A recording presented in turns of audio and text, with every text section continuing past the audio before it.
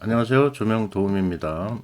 오늘은 그 도로 조명에 관련된 내용을 한번 설명을 드리려고 합니다.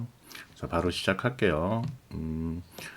도로 조명에 이제 계산식이라고 해갖고 이제 나와 있는데 이거는 강속법에 근거해갖고 이제 그 나온 거예요. 그래서 요거는 이제 먼저 그 설치 기준이나 이런 것들을 먼저 설명을 좀 드리고 그 다음에 그 도로 이제 노면 휘도법이나 그런 부분들에 대한 걸 한번 얘기하고 제일 끝에 문제를 풀면서 이 식에 대해서 설명을 한번 드릴게요.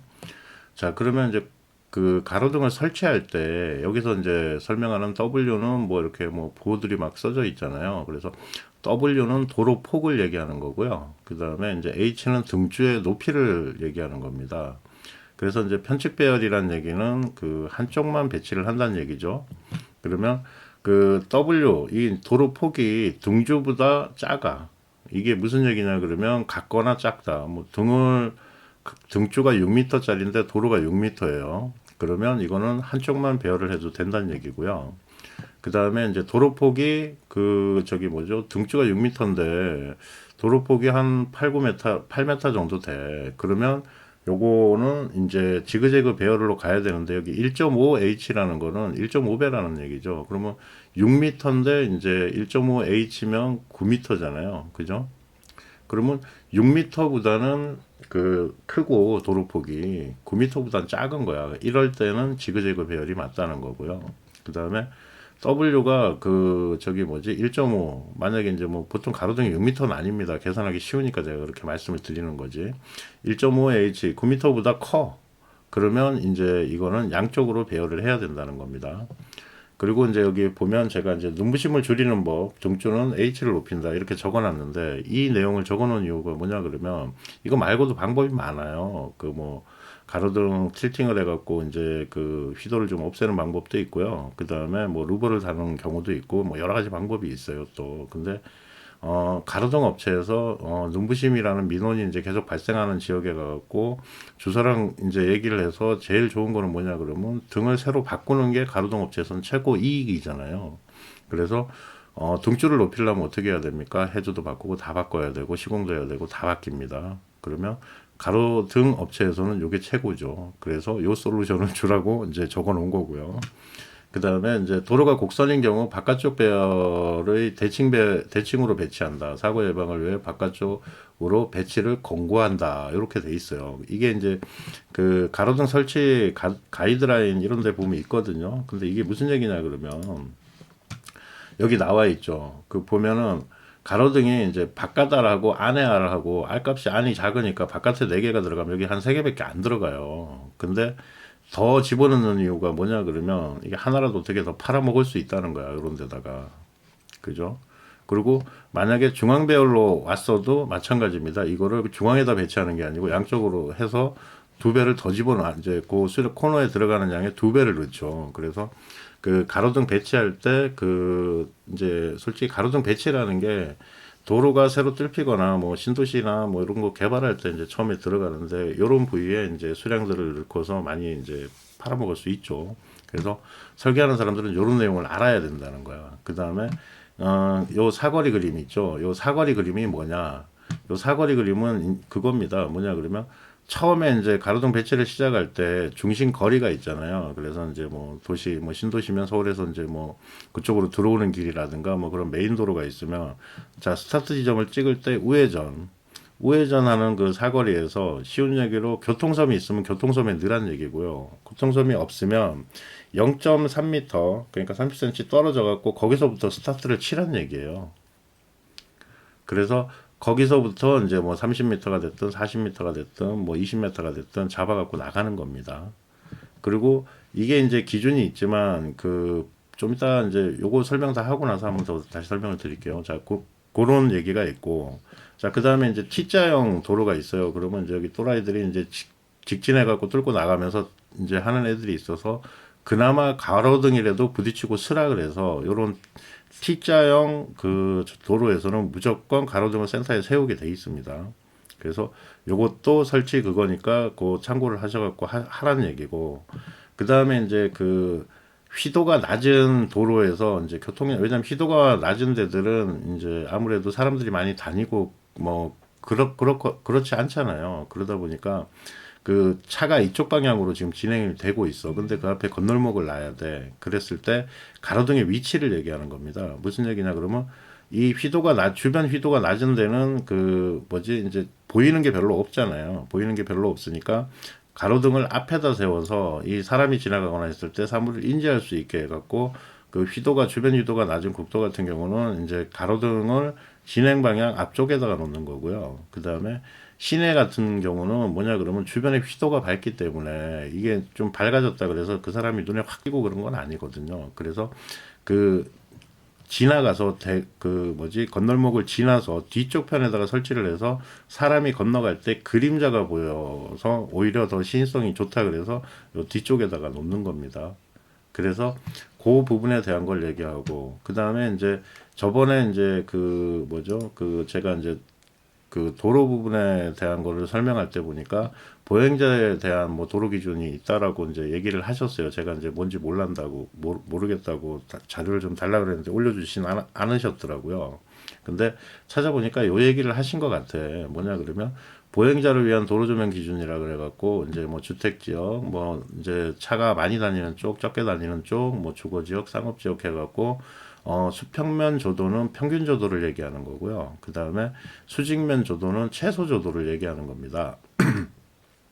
그래서 이제 요 부분에 대한 기준이 있고요. 그래서 수평면은 이제 조도의 뭐 이제 평균 조도를 얘기하는 거고, 그 다음에 그 연직면 조도는 이제 보도의 중심선상에서 노면으로부터 1.5m 높이의 도로축과 직각인 연직면상의 최소 조도 이렇게 돼 있어요. 이게 이제 그 인도의 센터에서 그 바닥에서 1.5m 띄워서 이제 조도를 측정하라는 거죠. 수직이니까 이제 가로등 방향으로 비치라는 얘기죠. 조도광을. 그죠? 수평 조도는 뭡니까? 그 수평면 조도는 바닥에서 하늘을 위로 향하게 해갖고 재는 거고요. 그래서 요거 전 시간에 이제 말씀을 드렸던 뭐 수평면 조도, 뭐 그다음에 수직면 조도가 곧 연직면 조도죠. 근데 여기 보면 이 표도 마찬가지예요. 수직면 조도라고 해놓고 또 부연 설명에는 연직면이라고 돼 있어요. 그래서 이런 단어들이 아직까지는 이제 법규상에 통일이 안 돼 있으니까 그 부분에 대한 거 좀 이제 인지를 하라고 얘기를 하는 거고요. 그래서 아까 이제 제가 설명을 드렸죠. 도로 곡선인 경우에 바깥쪽 배열, 대칭 배열하고 그 다음에 뭐 중앙선 배열로 가도 그거 찢어갖고 양쪽으로 집어넣고 그래서 이제 수량을 조금 더 넣을 수 있다는 거 설계할 때. 그 다음에 횡단보도는 이제 휘도가 낮을 경우 이제 진행 방향 앞쪽에 놓고 휘도가 높을 경우에는 뒤쪽에 놔라 그거고 그 다음에 교차로 배치는 우회전 이제 기준으로 해갖고 0.3m 맞은편은 0.6m 그 다음에 교통섬이 있는 경우에는 교통섬에 배치한다 뭐 그렇게 해갖고 돼 있는 거고요. T자형 그 다음에 사고 예방 그 다음에 이제 요 빨간 글씨로 적어놓은 건 뭐냐 그러면 야간 조명 그 가로등 설치 관련해 갖고 그 가이드라인을 보면은 야간 조명 제어시입니다. 제어시 균제도를 유지하라는 조항이 있어요. 근데 물론 이제 그렇게 하는 데도 있어요. 근데 대부분이 보면은 이제 일정 시간이 지나고 차량 교통량이 줄게 되면 디밍을 하는 게 아니고 온오프 제어를 하죠. 근데 상식적으로 조명 설계를 하시는 분들은 아실 거 아니야. 30m 등주 간격으로 있는데 격동으로 꺼버리면 그 60m가 되는데 균제도가 유지가 되겠습니까? 이게 좀 어폐가 있죠. 그래서 그런 지역에는 이제 뭐 예를 들어 갖고 뭐 센서 뭐 광량에 따라서나 뭐 아니면 GPS에 맞춰 갖고 시간대 대비해 갖고 떨어지는 그런 거를 개발하신 분들은 이 조항을 가지고 주사들한테 가서 영업을 뛰면 된다. 이제 뭐 그런 내용으로 해 갖고 적어 놓은 거고요. 괜히 이제 뭐 가서 뭐 여기 이것저것 됐는데 주사한테 가갖고 이런 법규가 있고 뭐가 안 맞고 뭐하고 하는데 괜히 어설프게 또 이제 가서 말씀하시다가 나중에 이제 어떤 문제가 생기냐 그러면 그 구청에 못 들어가는 수가 있으니까 그거는 알아서 잘 쓰십시오. 자, 그 다음에 이제 그 여기 보면 도로조명 계산식 보면 뭐 WS가 있고 막 이렇잖아요. 2분의 1 나누라 그러고 막 이런 게 있잖아요. 이게 이제 왜 필요한지도 한번 설명을 드리겠지만 이게 이제 광석법에 근거한 거예요. 예전 같은 경우는 그 뭐 몇 미터 폭 도로에는 몇 미터 간격으로 하고 등주의 높이는 몇으로 하라고 그런 기준들이 있었어요. 근데 이제 좀 오래됐을 거야. 몇 년도인지는 제가 정확하게 모르겠는데 그때부터 바뀌었어요. 뭐냐 그러면 우리 그 저기 뭐죠? 그 저걸로 바뀐 거야. 그 뭐냐 그러면 요 휘도 있잖아요. 요거 도로 이제 관련된 그 뭐죠? 그 가로등 그 기준이거든요. 도로법. 그래서 보면 요 표를 또 이제 못 보시는 분들이 계셔갖고 제가 한번 설명을 드리면 이제 마른 도로가 있고 젖은 도로가 있죠. 노면에 최소 허용치라고 적혀 있죠. 그리고 도로의 조명의 등급 부분은 그 가로등 그 설치 가이드라인 해갖고 제가 올려놓은 거에 보면 있어요, 내용이. 그러면 M1, M2, M3, M4, 뭐, 그 다음에 M5 이렇게 있어요. 그러면 M1은 진짜 교통량이 많고 뭐 어쩌고저쩌고 하고 위에 적혀 있거든요. 근데 어찌됐든 간에 평균 노면의 휘도라고 그러잖아요. 그리고 여기 보면 평균이라고 돼 있어요. 그리고 제곱미터 칸델라잖아요. 그럼 이건 뭐다? 니트죠. 그러면 2니트, 그 다음에 1니트, 그 다음에 1.5니트, 그 다음에 1니트, 뭐 이렇게 해갖고 들어가는데 요거는 평균에 대한 거고요. 그 다음에 종합균제도 있죠. 종합균제도는 여기 보면, 미니멈을 평균으로 나누라고 얘기를 해 놓은 거예요. 뭐냐, 그럼 요건 조도 관련된 겁니다. 조도. 그래서 그 종합균제도를 볼 때 뭐로 보냐 그러면 미니멈을 그 평균으로 나눴을 때 0.4 이상이 나와야 되고 그 다음에 차선축의 균제도는 뭐냐 그러면 미니멈을 맥시멈으로 나눠야 돼요.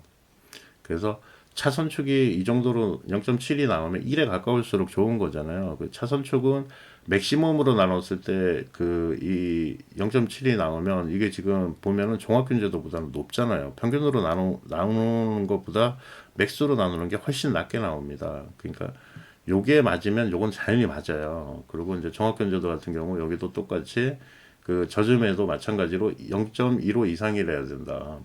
그래서 이것도 미니멈하고 이제 저걸로 나눠야 되고 그 다음에 최대 허용치는 뭐 10%, 뭐 M2까지는 그 다음에 나머지는 M3에서 M5까지는 그 저기 15% 이상이 차이가 나면 안 된다는 거예요. 그래서 그 부분에 대한 거고 그래서 이게 좀 보면서도 지금 설명을 드리면서 보니까 좀 많이 이상한 것 같아요. 내가 보니까 이게 0.7이고 0.15 이렇게 낮게 나오나? 하여튼 뭐 그렇습니다. 그래서 요 부분에 대한 표는 그런 내용이에요. 그래서 이제 그걸 보시라고 말씀을 드리는 거고 저 표를 말씀드린 이유가 뭐냐 그러면 이제 영업을 뛸 때 똑같습니다.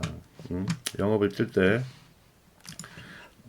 보통 뭐 영업 뛰어보신 분들은 뭐 아실 거 아니에요. 가로등 영업 같은 경우는 이제 구청에 가갖고 뭐 우리 거 써달라 그러면 야 지금 설치되어 있는 것보다 더 좋은 등을 갖고 와. 그러면 이제 그런 근거를 설명을 할 때 아까 이제 그 기준표를 가져가서 우리는 여기에 부합하고 그 다음에 광속법을 기준으로 해갖고 계산을 해서 비교를 한다고 얘기를 해야 돼요. 그래서 보면 광속법은 FUN은 A, E, D다 요거잖아요. 그러면 자 여기서 N은 뭐예요? 이게 가로등의 수량이니까 우리는 가로등 계산할 때 하나로 계산하니까 이건 없어집니다. 그 다음에 A 면적은 뭐냐 그러면 자 이제 여기 보면 자 도로가 있어요. 뭐 2차선이 있다고 봅시다. 이렇게 길게 그냥 쭉 그러면 자 등이 30m 간격으로 이렇게 돼 있어. 두 개, 세 개. 그 다음에 뭐 여기는 이제 맞은편은 이렇게 지그재그로 해갖고 30m로 딱 가 있어. 그 다음에 뭐 여기 같은 경우는 똑같이 30m로 갔다고 쳐요. 그냥 30m로 갔다고 쳐요. 그러면 자 여기서 여기까지 센터는 15, 15니까 그죠? 센터로 잡고 센터로 잡을 거 아니에요. 이 면적을. 그러면 요게 뭐야? 30m잖아요. 15, 15니까 그죠? 그럼 여기도 똑같아요. 마주봐도 마찬가지고 어긋나도 마찬가지야. 대신 여기는 어긋나 있으니까 여기서 30, 15, 15 이렇게 나오는데 어찌됐든 간에 30이에요. 그리고 차선은 두 개는 똑같죠? 그죠? 그 다음에 양쪽이니까 이 한 등이 캄프라치 해야 될 또는 한 차선이잖아. 그러니까 쉬운 얘기로 양측 배열이 돼 있을 때는 나누기 이 면적 A라는 게 2분의 1이 돼야 된다는 거죠. 무조건 2분의 1로 나눠야 된다는 거야. 양측 배열일 때는. 근데 편측 배열일 때는 굳이 2분의 1이 필요 없죠. 그죠? 그러면 요 A가 면적이잖아요. 그러면 A가 뭐야? 그 면적이니까 이제 여기 차선폭하고 그 다음에 등주 간의 간격을 하면 되죠. 그래서 차선폭을 제가 W로 잡은 거고 W 차선 폭 그 다음에 그 S를 뭐로 잡았냐 그러면 등주 간격을 잡은 거예요. 그러면 이게 등주 간격을 그냥 그 와이드 폭에 곱하면 이 면적이 나와 버리잖아요. 근데 지그재그 배열이든 양측 배열이든 뭐냐 그러면 이 부분에 대한 게 이 등 하나가 캄프로치 하는 지역은 어디를 가나 30m 간격으로 돼 있다 그러면 지그재그 배열로 가나 똑같은 배열로 가나 어찌됐든 간에 차선폭의 그 저기 등주의 간격이라는 거죠. 그래서 똑같습니다. 그래서 수식이 어떻게 나오냐 그러면 이렇게 나오죠. 편측 배열 같은 경우에는 그 WSA죠. 그 FUN이니까 N은 없어졌죠. 그 다음에 그 AED잖아요. 그죠? D. 근데 보통 이제 보수율로 많이 봐요. 보수율로 이제 그 가로등은 많이 나오기 때문에 제가 문제 내면서 몇 가지 또 다시 한번 설명을 드리겠지만, 그래서 이제 요게 아마 이쪽 M으로 넘어갑니다. 자, 그러면 여기서 문제를 한번 풀어보자고요. 도로 넓이가 30m인 도로의 양쪽으로 30m 간격의 지그재그 방식으로 가로등을 배치하였다. 도로 위에 평균 조도가 6룩수가 되도록 하려면 각 등주의 광속은 얼마여야 하는가, 이렇게 되어 있죠. 그리고 여기 조건에 보면 노면의 광속 이용률은 35%, 보수율은 80%라고 되어 있어요. 요건 외우셔야 돼요. 뭐냐 그러면 그 노면 도로의 이제 표면 그 조명률을 우리가 35% 준다는 거예요. 0.35. 그 다음에 보수율은 서울시에서 정해져 있어요. 0.8로. 그 주변 환경이나 이런 부분들에 대해서 이제 그 교체 시기라든가 이런 것들이 정해지는 거죠. 이 보수율 부분에 대한 거. 그래서 뭐 몇 년 주기로 바꾼다 이런 부분들이 나오는 이유가 뭐냐 그러면 이 보수율 때문에 그런 겁니다. 그래서 보수율은 0.8, 그 다음에 조명률은 0.35. 요거는 외워 주셔야 돼요. 근데 저번에 위에 문제 보면 60제곱미터에 이제 할 때 여기서 제가 조명률을 40% 잡았잖아요. 근데 여기는 35%의 보수율까지 들어간다는 거야. 그러면 그때 이제 제가 F는 그냥 그 저걸로 했잖아요. 그 저기 뭐지 면적으로 나누고 거기에 이제 광속으로 해갖고 뭐 이렇게 구했었는데 여기도 똑같이 이런 식으로 그냥 대비하면 되는 거예요. 자, 그렇습니다. 그러면 문제를 한번 풀어보면, 자, 여기 보면 이제 30m, 30m라 그랬으니까 면적이죠. 30 곱하기 30을 나누기 2분의 1로 하고, 곱하기 2분의 1로 하고, 그 다음에 룩수가 6이죠. 근데 D가 있어야 되는데 D가 없어. 왜 그럴까요? 보수율이잖아요. 그러면 그게 넘어가니까 0.8, 그 다음에 조명률 0.35.